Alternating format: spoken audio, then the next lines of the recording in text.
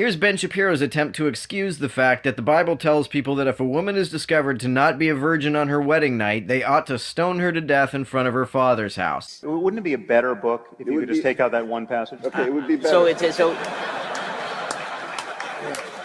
I think that you're number one.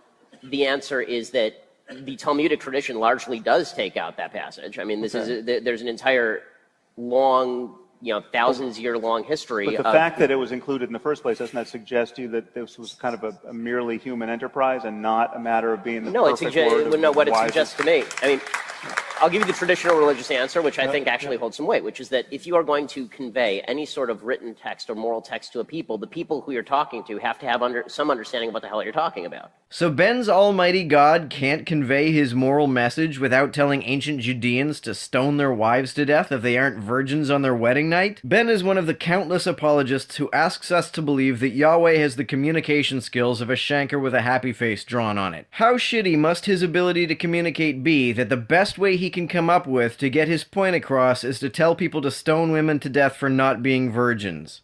If you use the word epigenetics in the year 1200 BC, it would be kind of difficult for folks to understand what the hell you're talking about. Do you really need to reference epigenetics to communicate morality? Did Yahweh really think, well, they're not going to understand epigenetics, so I guess my only other option is to tell them to stone their wives to death? But it's also true to say that it was possible in and all of the more, sorry, one more statement and then I'll let it go. Yeah. And that is that the moral system by which you suggest that portion of the Bible should be removed is built on the moral system of the Bible developed over 2,000 years. Your value for the value of women. Your value for the... It's not true. It is true because the fact is that it doesn't exist in the vast majority of other cultures over the vast majority of human history. No, but does Ben believe that contemporary women's rights wouldn't exist if Yahweh didn't tell the Israelites to stone their wives to death? Was there really no way they could have developed if that passage had not been in the Bible? I know this sounds like a stretch, but he said the values we have today wouldn't exist if they hadn't been revealed through the Bible. And he also said that those values could not have been effectively conveyed to the ancient Judeans without telling them to stone their wives to death. So yes, he is effectively saying that contemporary women's rights would not exist if Judeans had not been told to stone their wives to death. But it does exist, and it existed in 500 BC. It was possible in 500 BC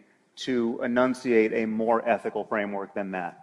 And that's why there was a development in the ethical framework. It's also why the ethical framework never really required telling people to stone women to death in the first place. Well, no, but I mean, just the Buddha didn't say stone her on her father's doorstep. Now, the Buddha was no great promulgator of women's rights, but he wasn't that bad.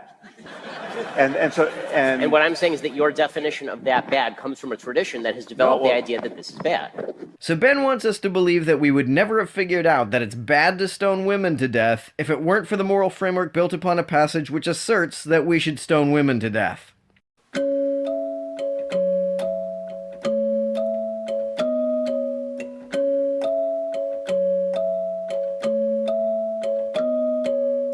To everyone who helps me out on Patreon, you're a big help. Thanks so much.